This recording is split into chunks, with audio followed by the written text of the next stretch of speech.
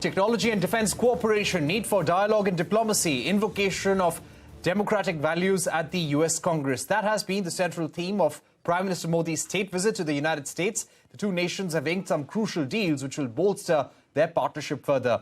Discussion on technology cooperation figured prominently in discussions between the two leaders. India and U.S. identified at least 25 areas for tech partnership. Both Modi and Biden urged officials to address regulatory hurdles and emphasized on the need to put in place trusted sources in critical and emerging technology. US-based semiconductor company Micron will set up a semiconductor assembly and testing facility in Gujarat. Micron, central government in Gujarat together will invest $2.75 billion. Along with Applied Materials will invest $400 million in a semiconductor innovation center. Lam Research will train 60,000 Indian engineers in semiconductor fabrication. In the artificial intelligence space, US and India have launched a $2 million grant program for joint development and commercial applications of artificial intelligence and quantum technologies. To take this discussion forward, I'm now joined by Raymond Vickery, Senior Associate, Center for Strategic and International Studies, R. Chandrashekhar, former Telecom Secretary and former President of NASSCOM. We're also joined by former Ambassador Singh and Ellen Nakashima, National Security Reporter at the Washington Post. Ellen, if I can begin with you first, what is the Biden administration exactly trying to achieve from this engagement with India? There has been some intense negotiation over the last few days. There have been deliverables across technology sectors. What is the U.S. looking to achieve here? So yes, there have been a series of deliverables announced in recent days, but at a high level, the Biden administration is seeking to showcase what they are calling the most consequential bilateral relationship in the world, the most important bilateral relationship on the global stage. They're really making an investment in India for the long term, continuing efforts begun by previous administrations. But this is really a signal effort by the Biden administration to showcase, lift up, as they say, this partnership that they hope and believe will pay dividends in the decades to come in trade, economy, and perhaps most importantly, in a sense, security and defense. The unspoken subtext here is China. Right. And while there was not a lot of explicit mention, while there was not explicit mention of China, especially by Prime Minister Modi, is quite understood that that China is the most significant adversary for India at the moment with its conflict and clashes on the border. And of course, for the United States, it is the significant pacing challenge going forward. And thus, the U.S. sees India as a pivotal partner in countering China, not necessarily directly militarily if there's ever, for instance, an invasion of Taiwan by China, but rather in creating another power that can defend the values of sovereignty and openness in the Indian Ocean, in the Indo-Pacific, and help serve as a bulwark to an increasingly assertive China in the region. All right. Ambassador Singh, if I can get you in at this stage, India has always wanted to be a leader in terms of new and emerging technologies, play a big role in global supply chains, but the technology part was really missing. We needed technology support. Do you think with the engagement this week, any hurdles to that technology partnership with India, do you think that has been removed? Do you think there has been a breakthrough in the partnership?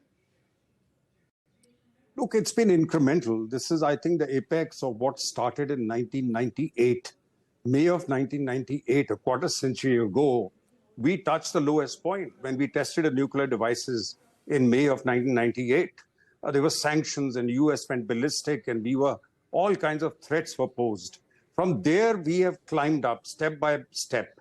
And the world has changed. Geopolitical compulsions are there, and it's already been mentioned.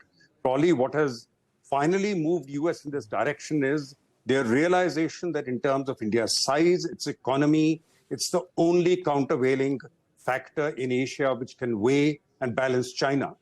Now, interestingly, during the joint press meeting of the two leaders, when a question was asked, Wall Street journalist asked President Biden that, do you stand by your comment that President Xi is a dictator? He did not roll it back. It was very significant. And the impression you got is, I think he wanted to convey to India that Blinken's visit to Beijing seemed to give an impression that America was softening on China. President Biden was sending a signal that no, that is why he made the distinction between democracies. The relationship will always be different than we'll have with China. I think it was reassuring India in that. And then, of course, the joint statement takes it a step further. It's strategic convergence is the fourth subheading. The three subheadings leading to it are technology, defense, and clean energy. Now, these are all the building blocks of the future. This is all critical and emerging technologies where India needs to go if it has to abide by the Paris Agreement. We need development, but we also want clean energy.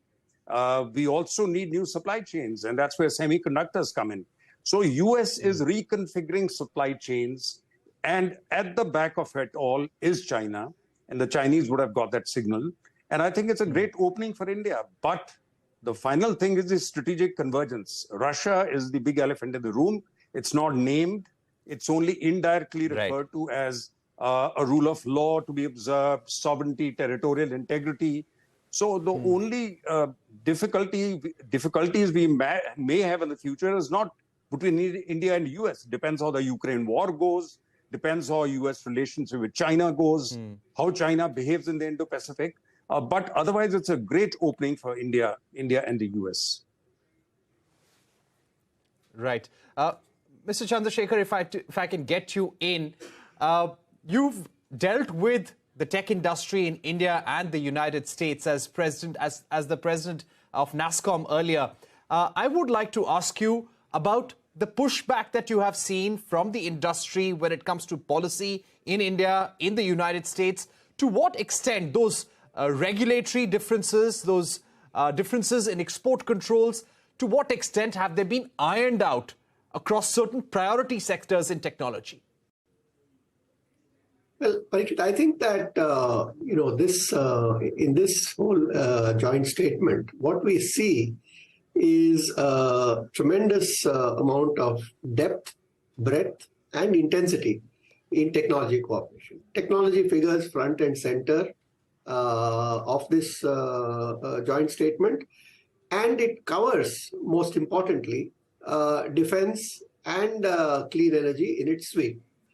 So the new technologies, it's particularly important in the new and emerging technology space that these two areas, particularly defense, is also covered, because a lot of the sensitive technologies, a lot of the dual-use technologies, including things like AI, are also, emanate from defense collaboration. It's very difficult to talk about new and emerging technologies and keep defense completely out of it.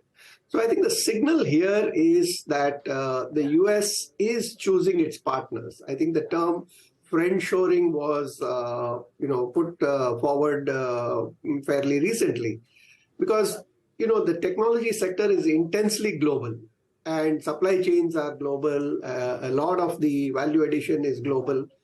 But what is happening now is, because of the present geopolitical environment, there's a lot of rebalancing that is happening, and it's no longer the case that supply chains are being looked at only from an economic and an efficiency point of view. They are being looked at from a reliability and a long-term partnership point of view.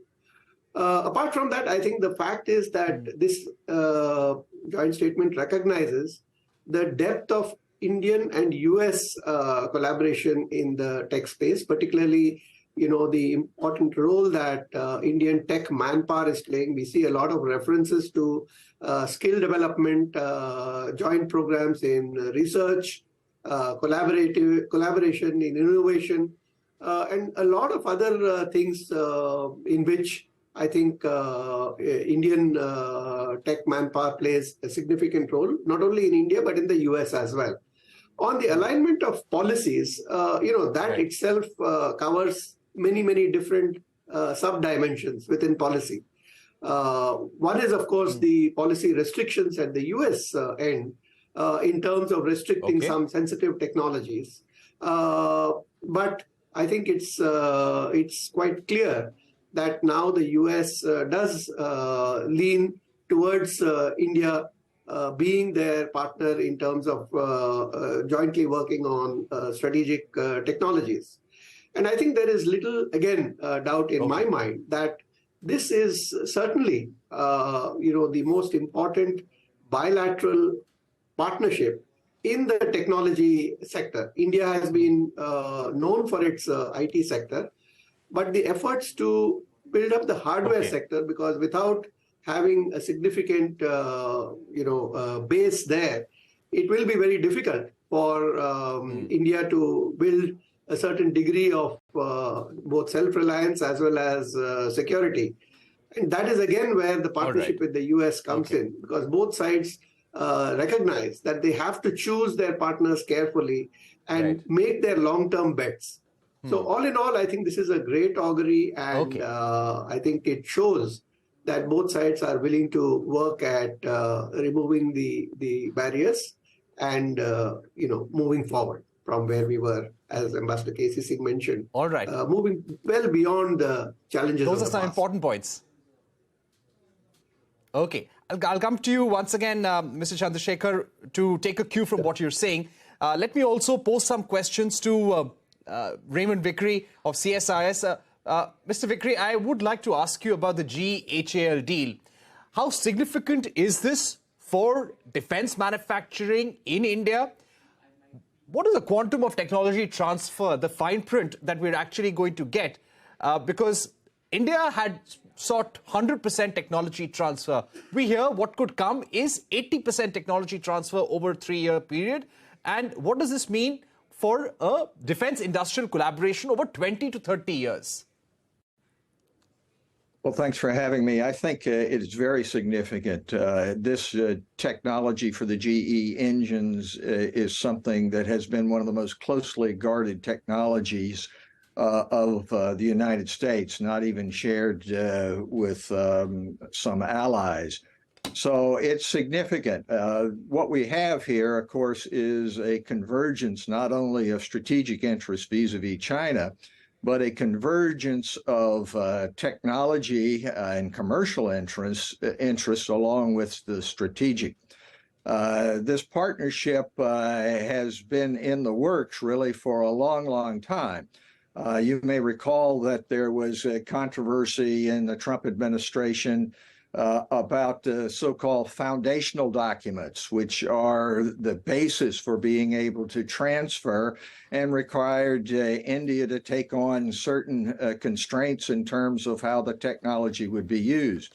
So, as has been said by Ambassador Singh, this is an incremental kind of approach to U.S.-India relations.